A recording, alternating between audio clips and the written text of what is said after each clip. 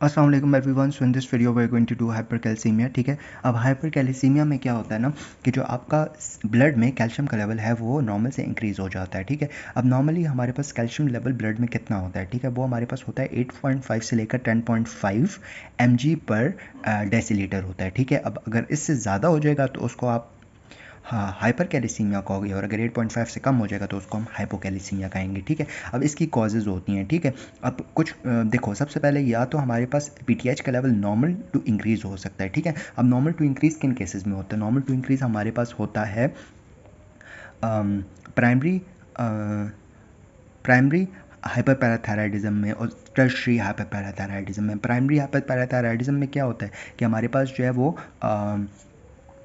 जो parathyroid gland है ना उसकी वो हाइपर फंक्शनल हो जाता है। हाइपर फंक्शन कैसे होता है? या तो हमारे पास उसका हाइपरप्लेजिया हो जाता है, एडिनोमा हो जाता है, कार्सिनोमा हो जाता है। ठीक है, तो इसमें हमारे पास हार्मोन का लेवल पीटीएच का लेवल ज़्यादा हो जाता है, या नॉर्मल होता है या तो ज़्यादा हो जाता है। ठीक है, फिर इसके बाद टर्शियरी होता है। टर्शियरी में क्या होता है? अगर प्रोलॉन्ग हमारे पास ओवर स्टिमुलेशन हो जाएगी ग्लैंड की तो अल्टीमेटली क्या होगा कि हमारे पास पहले एडिनोमा बन जाएगा, एडिनोमा बनेगा या हाइपरप्लेजियाज वगैरह हो जाएंगे, कार्सिनोमा होगा, जिसकी वजह से आपका हार्मोन का लेवल जो होगा वो ज़्यादा हो जाएगा। ठीक है, फिर इसके बाद हमारे पास थर्ड जो है वो हमारे पास लिथियम इंड्यूस्ड हाइपोथायराइडिज्म होता है। ठीक है, और एक हमारे पास जो होता है वो होता है फेमिलियल हाइपोकैल्सीयूरिया हाइपरकैल्सीमिया। ठीक है, FHH। ठीक है, फिर इसके बाद विद लो पीटीएच भी हमारे पास जो है वो कैल्शियम का लेवल ज़्यादा हो जाता है। ठीक है, कैसे हो सकता है? अगर कोई मैलिग्नेंसी हो जाए, जैसे आपका ब्रोन का कोई कैंसर है, आपका लिवर का कोई कैंसर है, आपका ब्रेस्ट का कोई कैंसर है, किडनी का कैंसर है, थायराइड का कैंसर है, ठीक है, लंग्स का कैंसर है। इसके अलावा विटामिन डी की जो है वो आपकी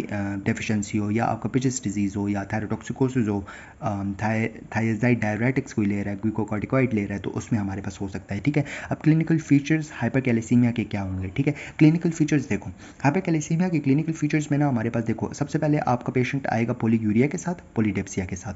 पोलीयूरिया मतलब उसको पेशाब ज़्यादा आ रहा होगा, पोली डिप्सिया मतलब उसको पानी भी ज़्यादा, प्यास भी ज़्यादा लग रही होगी। ठीक है, इसके अलावा उस पेशेंट में हमारे पास रीनल कोलिक्स होंगे। ठीक है, इसके अलावा हमारे रीनल स्टोन्स भी होंगे। ठीक है, कंस्टिपेटेड पेशेंट होगा। ठीक है, पप्टिक अच्छा जी, ज़्यादा कैल्शियम होने की वजह से पेशेंट में पेप्टिक अल्सर्स भी हो सकते हैं। ठीक है, हेमाटोमेसिस मतलब खून की उल्टियाँ वगैरह आ सकती हैं। ठीक है, इसके अलावा जो है वो पेशेंट में ग्रोन मोन्स एंड स्टोन्स भी प्रेजेंट होंगे। ग्रोन्स मतलब कि उसके एब्डोमिनल एरिया में पेन है। ठीक है, मोन्स मतलब कि उसके साइकेट्रिक डिसऑर्डर्स होने शुरू हो जाएंगे। ठीक है, मेंटल डिस्टर्बेंस होगी।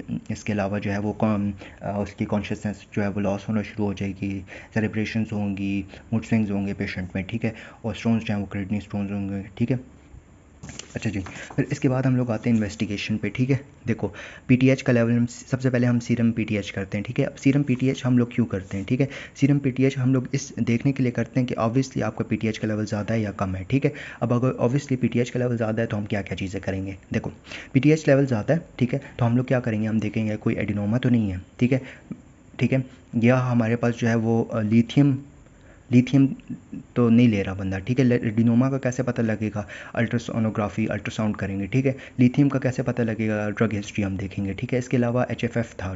ठीक है, सॉरी, अच्छा, इसमें FHH आ जाता है, फेमिलियल हाइपो कैलिसीमिया। ठीक है, और फेमिलियल हाइपोकैल्सीयूरिया एंड हाइपरकैल्सीमिया। ठीक है, तो वो आप कैसे पता लगाते हो? वो आप यूरिनरी कैल्शियम देखते हो। ठीक है, इसके अलावा आप जो फैमिली है उसकी स्क्रीनिंग करते हो, तो उससे आपको पता लग जाता है ना कि पेशेंट में कि फैमिली में हमारे पास जो है वो FHH है कि नहीं है। ठीक है, पर अगर आपका PTH का लेवल कम है ना, तो उसमें आप क्या करोगे? उसमें देखो, उसमें कम है तो आप क्या करोगे? मैलिग्नेंसी देख लोगे। इसके अलावा आप देखोगे थायरोटॉक्सिकोसिस तो नहीं है।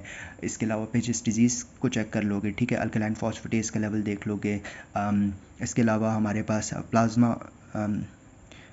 प्लाज्मा फॉस्फेट का लेवल देख लोगे। इसके अलावा आप जो है वो मल्टीपल माइलोमा का देखोगे, जिसके लिए आप जो है वो बेसिकली बोन मैरो बायोप्सी करते हो, चेस्ट एक्सरे करोगे, CT स्कैन कर लोगे। ठीक है, अब आपने ट्रीटमेंट कैसे करनी है हाइपरकैल्सीमिया की? ठीक है, ट्रीटमेंट के लिए क्या करना है? देखो, सबसे पहले आपने जो है पेशेंट को IV सलाइन दे देना है। ठीक है, IV नॉर्मल सलाइन दे देना है। ठीक है, कितना देना है? 2 to 4 लीटर देना है पर डे। ठीक है, उससे क्या होगा कि आपकी जो कैल्शियम होगा वो एक्सक्रीट आउट होना शुरू हो जाएगा। इसके अलावा आप कैल्सिटोनिन दे दोगे। ठीक है, ऑब्वियसली वो भी आपकी जो कैल्शियम का लेवल है वो रिड्यूस करता है ब्लड से। ठीक है, और एक हम देते हैं बिसफॉस्फोनेट। बिसफॉस्फोनेट जो होता है ना, एक हार्म वो होते हैं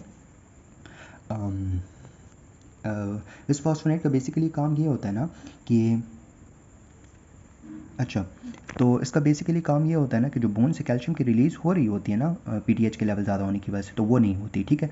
और जो ऑस्टोक्लास्टिक एक्टिविटी होती है वो भी हमारे पास इससे कम हो जाती है। तो इसमें हमारे पास जो है वो एक जो है वो जोलिड्रोनिक एसिड आ जाता है और एक पामीड्रोनिक एसिड आ जाता है, ठीक है। That's it, we are done with the hypercalcaemia. Next video में आगे कंटिन्यू करते हैं। थैंक यू, जज़ाकल्लाह खैर।